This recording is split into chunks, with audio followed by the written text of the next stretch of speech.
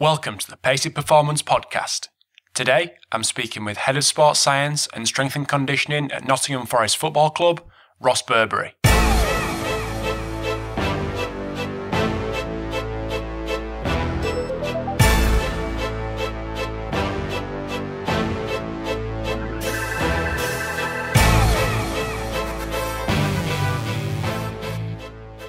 Welcome to episode 7 of the Pacey Performance Podcast. Today I have got Head of Sports Science and Strength and Conditioning at Nottingham Forest, Ross Burbeary.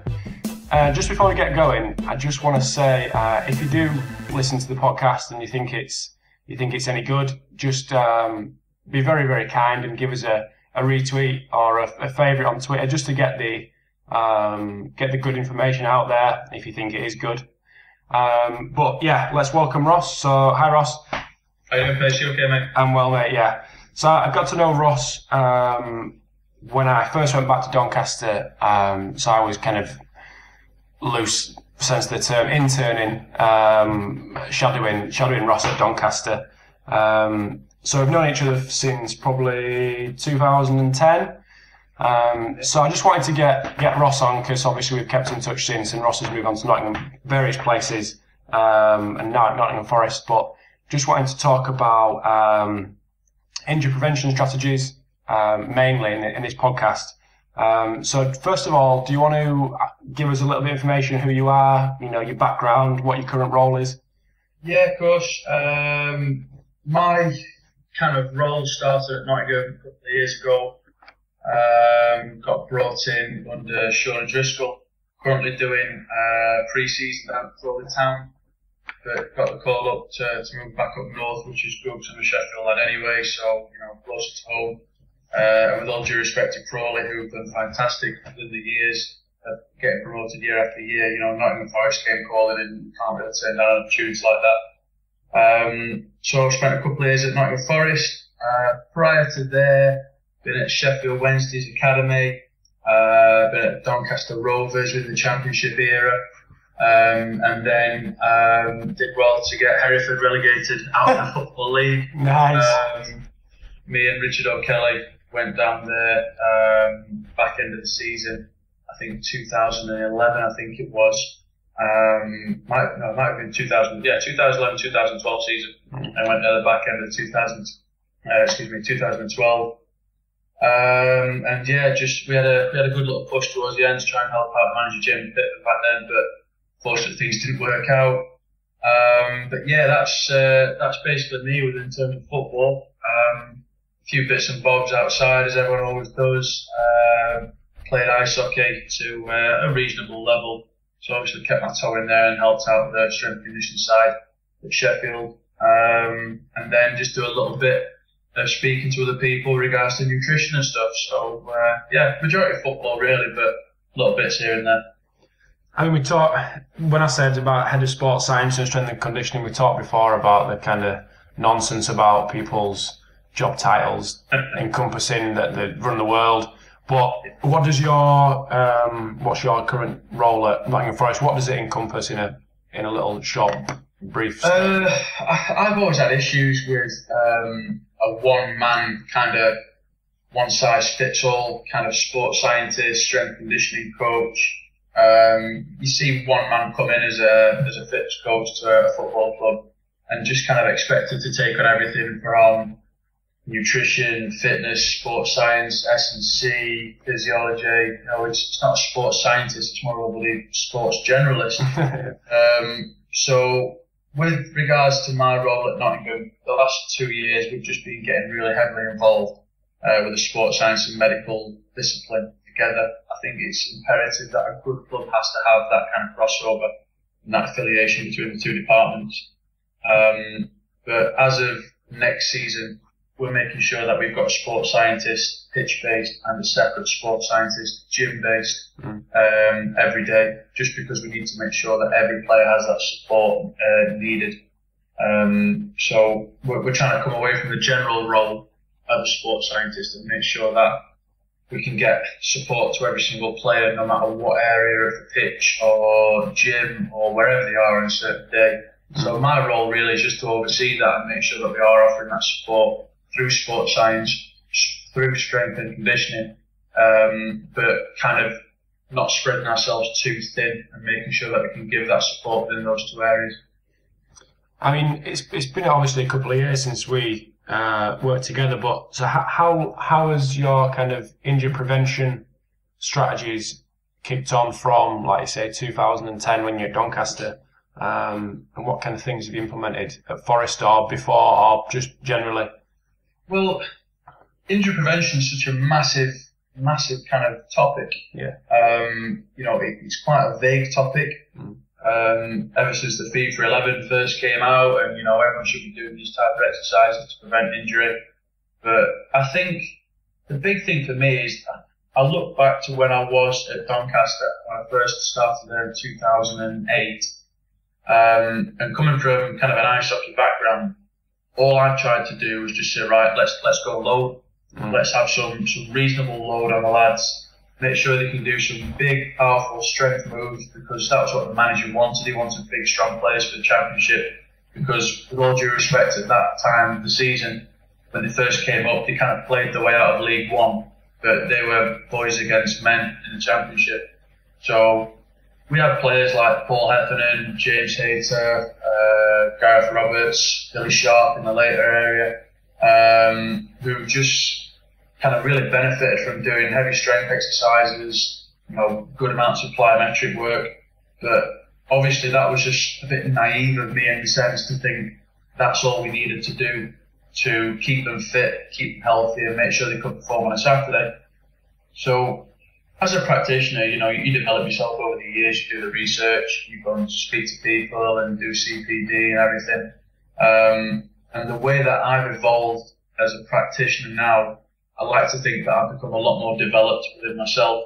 So you look at, types of injuries that are within football these days, the most prevalent ones, typical hamstrings and normally ACL type knee injuries.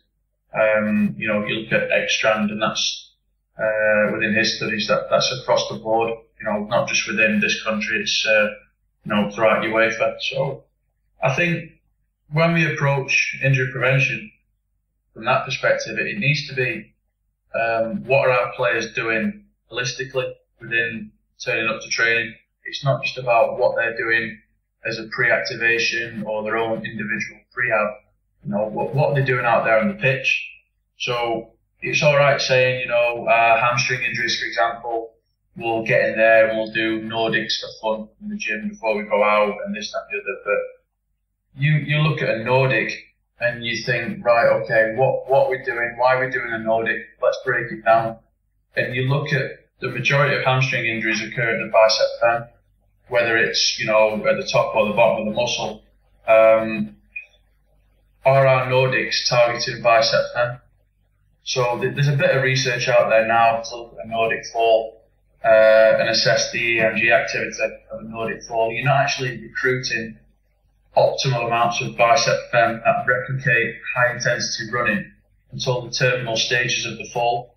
And I don't know about any other practitioners, but most of my lads at the club, they can't get anywhere near the floor in a Nordic fall. They'll only break kind of halfway through.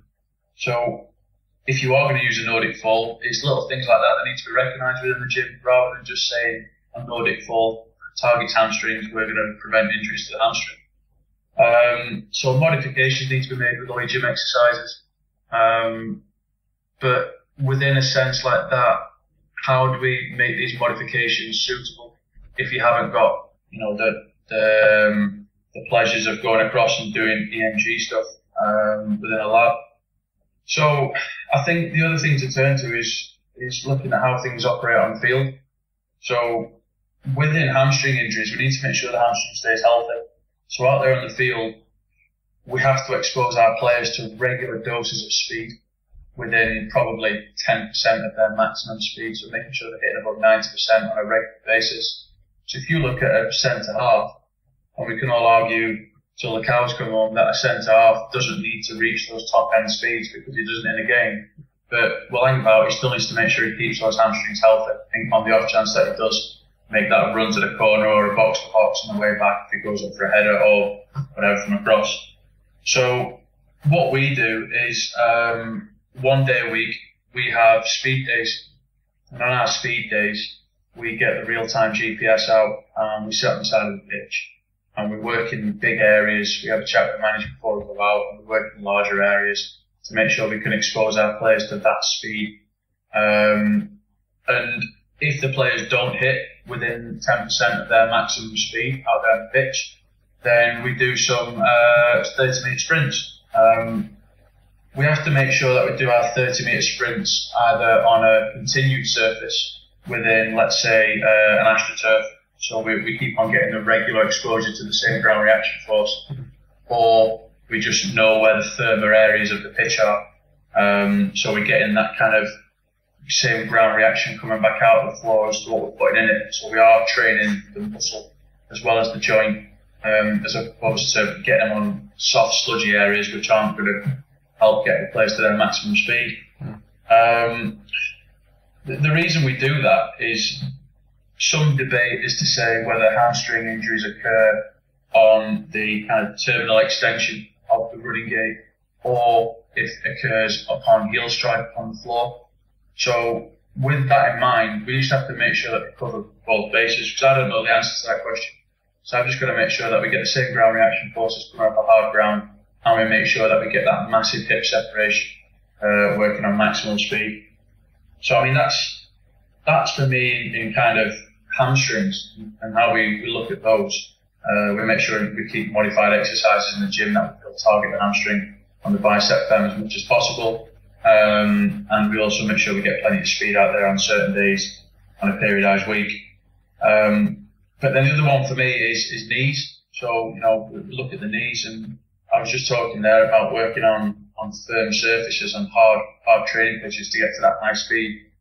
But the one thing you have got to be aware of is if you are training on firm pitches and hard pitches, then there's going to be a big kind of tendinous reaction. So there's a heavy tendon dose response, I suppose, on the joint when you're training on firm pitches throughout the week. So if you kind of draw a scale in your mind of a 1 to 10, and a 1 being a really soft pitch and a 10 being a really hard pitch, then you've got to make sure you understand that on the hard pitch, you're going to get a very, very strong joint stimulus, so a lot of joint fatigue. And then on the 1 where you're working on a really soft pitch, you're going to get a very strong kind of muscular fatigue. So when you're looking at training the knee out there on the training pitch, it might be beneficial to do your small area work possibly on your softer areas. And the reason I'm saying that is that you look at the ACL injury occurrence on hard ground where the boot can stick and you don't get that slide and you can go into excessive knee valgus. You're not going to get that in softer areas because there's more give. So one thing you've got to look at there is that if you're going to do your strength days, your smaller area work on soft pitches, you're going to get a very, very strong muscular stimulus, therefore a lot of muscular fatigue. But that does then go on to protect the knee. So it's all about getting that periodized kind of field intervention, I think, when it comes to injury prevention. But then looking at the knee within a gym setting, ACL injuries are probably most common in instances of fatigue. So you've got to make sure that you're preparing the knee to go out there on your strength day adequately in the gym. So making sure that the hips are nice and mobile. You can work a lot of pelvic, kind of gluteal stability. Teach leg stiffness, co-contraction. You build knolls, your Darcy Nolan type work. And just make sure that the legs are strong enough and reactivated to go out there on a soft pitch. I know I kind of waffled a little bit there and went from one subject to another, but I think, knees and hamstrings are the most prevalent in football for us. So we've got to make sure that we get the gym and field scenarios right. So we have adequate gym programming and adequate periodization for football training. The only area that I was going to jump in there was when I thought you were just going to smash centre halves and say they were slow and whatnot. I had to jump in there and defend it, but you brushed past that. I liked it. I'll tell you now, Pacey, that our centre halves at our club are probably probably the fastest players we have. Really? And they really, really buy into the kind of hamstring runs that we do. Yeah. Because they understand the need for keeping the hamstrings healthy and making sure they can get to those kind of maximum speeds within a game if needed be. So yeah, I completely understand, mate. You've been saying about yourself, but it's one of those things where as long as we get a good buy-in, the players understand the reasons why we're doing things with them, then we've got good enough pros, and they look after themselves. I can safely say that this centre half was not the fastest at where he played. Certainly not. But yeah, I mean, you've come from a kind of a general sense with like hamstrings and knees being most prominent in football. When it comes to kind of individual differences, is there any kind of I know obviously FMS has become really popular.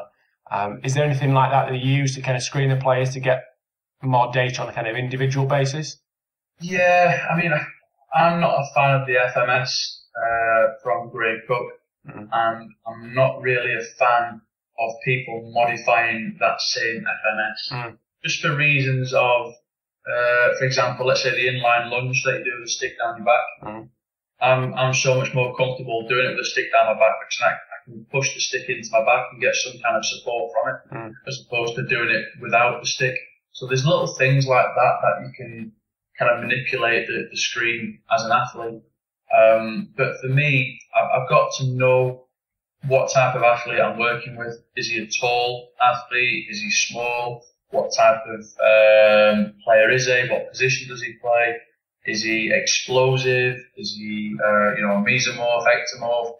All sorts of different scenarios. But I think the one thing that we do at Forest is that we make sure that everything's individualised, as probably most people do these days, with regards to their injury history, their fitness screening and testing. So we have a battery of tests that we use on players on a regular basis, a couple of them even on a weekly basis. And if they're not achieving on those what we'd like them to be, or if we feel that they're dropping off from a good marker, then we've got certain interventions that we give to those players on an individual perspective. And like I said earlier, we've got a pitch-based sports scientist and a gym-based sports scientist that I mentioned to you before we started the podcast. And I just think we're covering both bases there, because I feel there's a need to cover both bases, and the player gets that ultimate support that we can give them across from an individual perspective. So, answering your question on functional movement screen, we don't use a functional movement screen, but we do have our own battery of tests that we administer, and we prescribe individual programs from that. So, have you ever used FMS and you've kind of moved away from it, or has it always been a kind of not really having that at all? I've never really had it at all, mate, to be honest. I've seen other people use it. And I know there's a lot of papers and research out there saying that the kind of inter-tester reliability is quite significant. So if I was to do a screen and you would do a screen, we'd come up with the same results. But it's all subjective. There's nothing objective for me within the FMS. And I think as a sports scientist, I work with numbers. I talk with players and I get wellness scores and things like that from them. I understand where they're coming from on an emotional basis, which I think is very, very important. But working with footballers, that's not always going to be accurate. Footballers are quite emotional people with a day-to-day change in the behaviour and personality. And I think you have to get objective measures of analysing a player's performance to get the correct interventions into place. So looking at a functional movement screen from afar, from other people using it, I can see why they use it, and they might have big belief in it, and that's fine. But for me, I'd like to be more objective in my prescriptions to players. So when going through the years, is there anything that you've kind of you introduced, say back at Doncaster, that's kind of phased out, moving away from the kind of FMS, that you've thought, nah, that's not really worked for me, or you've kind of introduced something else to take its place? Is there anything that's kind of evolved, let's say? I think the big thing for me is load monitoring. Okay. I think coming from an ice hockey background, which is probably quite similar to rugby in a sense, but not as well developed as rugby, it's all about kind of always wanting to do more and always wanting to make sure that you're the best and you're better than everyone else, and you spend more hours in the gym and more hours on the training pitch or on the ice as we were. And that's not professional football. And that's something that I went into football thinking, why are these lads leaving the club at 1, 2 o'clock in the afternoon, and that they're not really kind of putting in the hours that they should be putting in to get the best performance out of themselves. But then when you realise it's not about doing more in the week to make the weekend game easier, it's about getting the week right to make sure that we can perform at our best on a Saturday. And if sometimes that does mean, the lads get away early or something like that, then that's fine, and that's something I've kind of come to terms with now. And I appreciate, because of the rigours of the season, you get a cumulative effect of fatigue. So when I first came into Doncaster, I was, let's do more. And the manager was a big believer in that as well. He kind of liked long training sessions to make sure we were prepping right for the weekend. But I think as anyone, you're always going to evolve and you're always going to change your beliefs, or maybe not change them, but adapt them along the way. So for me, I think not my flop as such, but my big kind of learning area was just putting load monitoring into perspective. So whether that being started off as subjective at Doncaster, because we didn't have heart rates, so typical RPEs. And I think there's a paper out there now about RPE load and an injury occurrence of hitting so many arbitrary units of whatever. But I'll put that on my Twitter. I'll give my Twitter again. I'll put that on there when I find the paper. But then going on to heart rate analysis, and then realising that heart rate isn't the all and end all, and it can't give you kind of as accurate markers of a training session as what you'd like when you're working in bigger areas and small areas, and you think that was a really hard training session, but you don't get the same heart rate response to what you think you should have. And then now moving on to GPS and working very, very closely with Stat Sports. I think my process of evolving from flop to where I am now is quite dramatic. So yeah, as a practitioner, I think my flop as such was just making sure that we get the week right throughout the season. And the load monitoring side of things is imperative really as a sports scientist.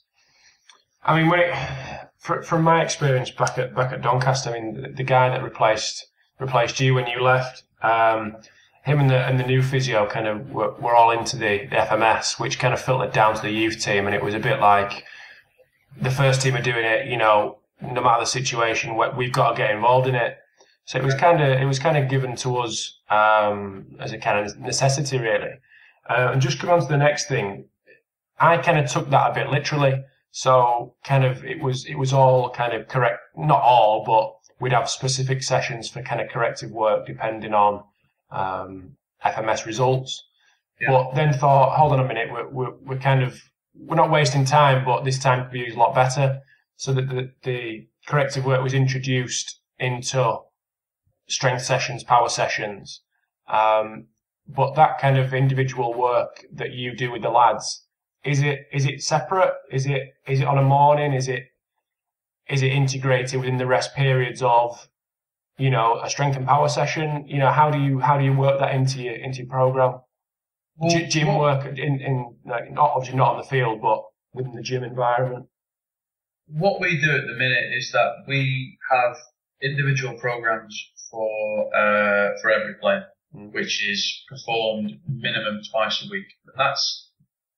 It's a difficult thing for us to say, a player has to do a program twice a week, because the amount of games you play in the Championship is ridiculous at times. The amount of Tuesday, Saturday weeks that you get, you kind of say, right, just try and get it as and when, and do it when you feel you can. You put the ownership to the player, and you empower the player to do the work himself, rather than policing it and looking over people's shoulders and don't get me wrong, we do monitor it. We have checklists of when players have done certain amounts of work. But I think you've got to empower the player to do their individual programs, whether that's before training, whether that's after training, that's fine. You empower the player. But the thing for me, what we always do is we have 3 different pre-activation groups in the morning before training. So the group I take might consist of players that are weak within the posterior chain and really struggle to get, strong hip separation and leg stiffness, for example. The other group might be weak on anterior chain flexibility, leg strength, and gluteal core work, for example, something like that. So if a player doesn't do his prehab, his individual program before he goes out to train, we kind of cover the base anyway, and we give them really low-level remedial type work as a pre-activation before they go out on the grass. The one thing we do that's away from individualising is we make sure we give players some kind of strength exposure, some heavy knee, almost kind of cons guard, slow, heavy resistance training to the knee. And that's just in a supine leg press. So, there's a paper that's about to be published, I think, in June. I think it's by Lauerson et al. And it's just about identifying what is the best method of gym work that reduces injuries. And they're just saying that, out of the meta-analysis that they've done, it's strength work. Just making sure you get heavy strength work into your players, and that's going to give you the best injury prevention. So I think we do cover things on an individual basis, and that's our priority at Nottingham. But then we also make sure that we do cover other bases if players cannot get those gym sessions in, their individual sessions that they need to be doing for whatever reason. Mm. So you were back in 2010 when you were sticking some load on the back of the players. Wasn't too far off. Without the kind of within the madness, there's obviously some benefit, which you're obviously coming back to now. Yeah, I mean, I'm a big fan of squatting, but I appreciate the fact that you have to make sure a player is technically good to squat. Can he actually load? Can he perform the squat, a bilateral squat, without any kind of pelvic or hip issues? Has he always got a deficiency from left to right side that's going to stop him doing a bilateral movement? These are the things that I probably didn't identify that well at Doncaster before. We just said, right, let's put some load on and start moving some weight. This wasn't always a squat, Yeah. A lot of kind of deadlifting, a lot of bench pressing. You're really kind of bodybuilding type work, which, isn't a bad thing. It just doesn't sound very attractive to a modern day sports scientist. But you understand the reasons for putting load on the players and moving some load and some heavy, slow loads. So although it doesn't sound very attractive, it probably did what we needed it to do at the time. So you mentioned right at the start about working with physios. Yes. It sounds like you work really closely with them. Is that right? Yeah, we're lucky enough to have 3 physios within the first team at Forest. Obviously the head physio, and then the 2 other physios are a rehab physio and a performance physio, right, which basically means performance is he does all the grass-based rehab, and the rehab physio is the gym-based physio. So what we've got there is we make sure a sports scientist is out there with the pitch-based physio, and we have a sports scientist, strength conditioning coach within the gym on the rehab-based physio. And I think you have to have that affiliation.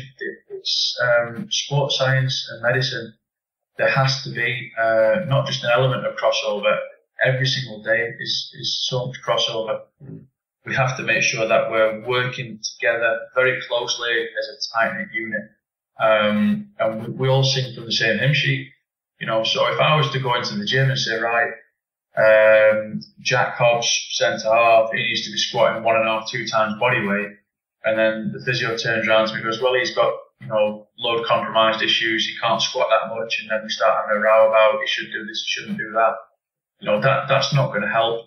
So we understand that we have certain needs as sports scientists, S&C coaches, but then on the flip side, we also realise that medical guys have got their own needs as well. So I think having an understanding of what we're both trying to get out of it, because, we're both pissing in the same pot, and we're all trying to do it for the right reasons, not to be bigger and cleverer than the next man, but to get the best performance out of the athlete. So we've got a very, very strong relationship within the two departments, if you want to call it two departments, because I see it as just one. And I think having that kind of work together is imperative. It really, really is. And also, the kind of pathways, progressions to training, to running, to performing in games from an injured perspective. We're there to give the information to the physios on their GPS. Have they hit a certain percentage of their match performance? Have they gradually rebuilt themselves to getting back into training where we're not going to see an element of breaking down or a recurrence of the same injury? So there's a massive, massive communication between the two. And, unless you can't already tell, I'm very passionate about this, and we have to make sure that we're working together. If a physio and a sports scientist doesn't work together, you'll probably find yourself with a lot of injuries and a team that won't probably do well within the league as well. Because traditionally it has been a bit of a locked horns job, not with yourself obviously, but just the kind of power struggle a little bit between the two. I think the issue that you've got normally is that a physio will always be at the club. He will be kind of, part of the furniture at a football club. And predominantly a sports scientist or a fitness coach will be brought in with a manager. So you've got that kind of tribal, kind of dominance going off where the physios, this is my territory, I've been here the longest. And then you've got the fitness coach that's going, well, the manager's brought me, I'm the more important one. And you just think to yourself, look, it's just a battle of egos, I think, in most senses. And I'm being quite flippant with that comment. I'm not saying that's how it always is. But within my experience, that's normally how it goes. And I think to get a real developed department, I think the manager, I've got careful not to mince my words here, but the manager can't bring in staff like that to try and say, right, you go and get on and just rub the faces together, and there's no kind of relationship that's going to happen. I think what you need is the club to build a department, sports science and medicine department, that can work well, keep a legacy working at the club, and make sure that you've got a department that's going to be there for the future, as opposed to be changed every 12 to 18 months or whatever the changes in manager for the championship these days. There's going to be no consistency. There's going to be no structure unless things are kept as they are. It's pretty much like Alex Ferguson said in his book. If you keep on changing the manager at the club, then power's going to go to the dressing room. So this is the thing. You've got to make sure that you're keeping the power where it needs to be. And within sports science and medical department, there has to be big relationships within there to make sure that the department can work at the best. Well, they only got rid of the manager once, or the manager retired, and that's happened already, hasn't it? Bloody hell, that's another story. But like you say, with like just recently the Spurs and West Brom getting rid of their managers. I don't think. I think the West Brom situation is pretty slightly different. Maybe the Tottenham is as well, because West Brom have got kind of a steady backroom staff. I think only one went when Pepe and Mel got the boot, but. It can't happen like that. It can't be, right, 6 months, there's a team of 11, and then next 6 months it's a completely new team because the manager's got the boot and everyone's, jumped ship as well. How is that ever going to work? I've no idea, mate. I really don't know. People keep on giving the old cliche of that's football. It shouldn't be bloody football, should it? it's an excuse to make sure that this can still happen, and it's not a reason to say that it shouldn't keep on happening. I think football's rife with excuses, as opposed to reasons why we can do things. And if you look at a department of egos which are forever changing, new people coming, new people going, people not been in jobs for longer than a season, everyone's going to have a different kind of ideology and a different kind of insight as to what they think should happen at the club. How can players keep on responding to different people coming in who've got different ideas and different ways of working? And more importantly, there's a study that's in process or about to be published by, again, Jan Ekstrand, on injury occurrence through managers throughout the seasons. Wherever a manager's been, they've traced his background of what club he's been and the injury occurrence that he's had. And they've found that it's not necessarily the club that's attributed to high injury risk. It's wherever the manager goes and his outlook of training, his philosophy, how long he keeps him on the training pitch for, what formations he uses, blah, blah, blah. And that's actually been attributed to injury risk. So, as that famous saying goes that he uses, coaches are responsible for the injuries at football clubs. And you can take that how you will. Yeah. But, very, very controversial. But, the results don't lie. So I know you went on his presentation. When did he say that would be published? I've no idea. He spoke at Leicester. Leicester City put on a conference probably about 6 to 8 weeks ago, something like that. Maybe I think it was.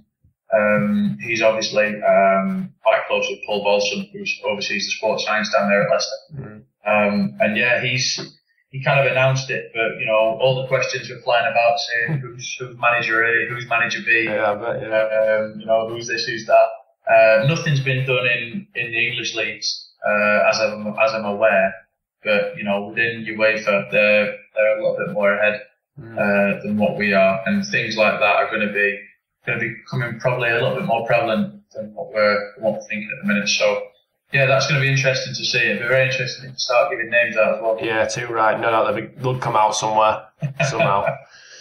But no, that's been really interesting. Very interesting. So thanks very much for that. But you've got a weekend workshop coming up. Yeah. You did one last year. Obviously, I know you did one last year, but you're going to do it again. Do you want to have a little chat about that? We know what it's about, where it is, and. Yeah, I'll put a little advert out for that, mate. Yeah, go for it. Fill your boots. Last year we put on a workshop called Season in a Day, and it was just targeted for anyone really who was aspiring to work within professional football or who already do, but just want to gain a little bit more insight. So, football coaches, physios, sports scientists, S&C, students, graduates, and interns.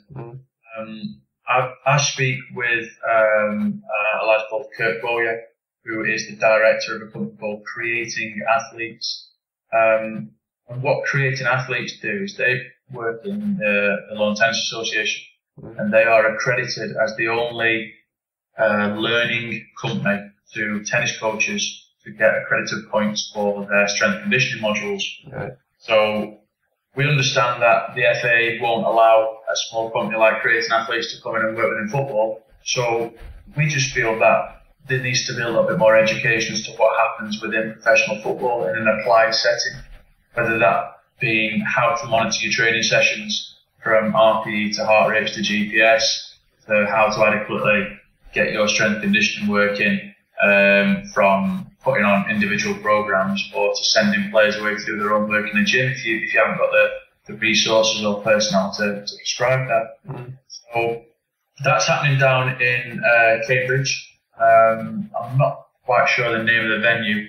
It's Hills Road or Hills Top Tennis Club. And that's on the 7th and 8th of June. If anyone wants to get on that course or just look at a bit more information, you'll find that on the Creating Athletes website. and just go on Creating Athletes and just click on courses or workshops, and I'm just on there. So it's 2 days this year, isn't it, rather than one? Is that right? Yeah, the feedback we got from last year was just, we put on so much information. They just thought we could probably expand that over 2 days and just make it a little bit more interactive with the delegates, as opposed to bash, there's all your information. So we're doing it over 2 days this year, and hopefully that'll be a little bit more kind of digestible for everyone. And we can also incorporate a lot more practical within that as well. Mm.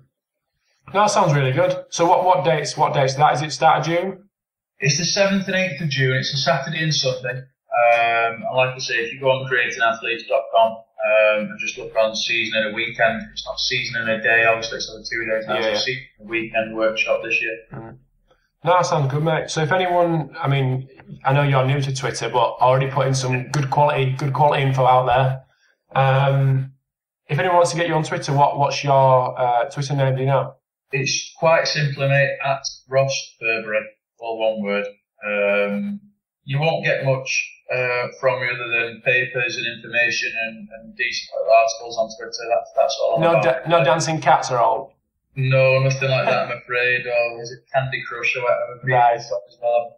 I'm not really into the kind of social media side, so I put a little bit of information on there that I think is worthwhile for people reading, and hopefully it'll just inspire other people as it does me. That's good, mate. So I'll round it up, and we've done like just over 40 minutes, but that's perfect. But just to recap on what I said at the start, if anyone does obviously listen to it and think it's decent, just get the message out there. Because I mean, I'm slightly biased, but I think it's decent. I think it's good stuff from good people. So if we can get it out there, as many people as possible, that'd be great. But just to say thanks again, and it'd be good to get you back on in the future. And obviously we'll keep in touch, but it'd be great to get you back on and have another chat, see how things have developed. Been more than happy to, Rob. All right, mate. Well, thanks very much. Brilliant. Thanks for your time, mate. See you, pal. Bye-bye. Cheers. Bye-bye. Bye.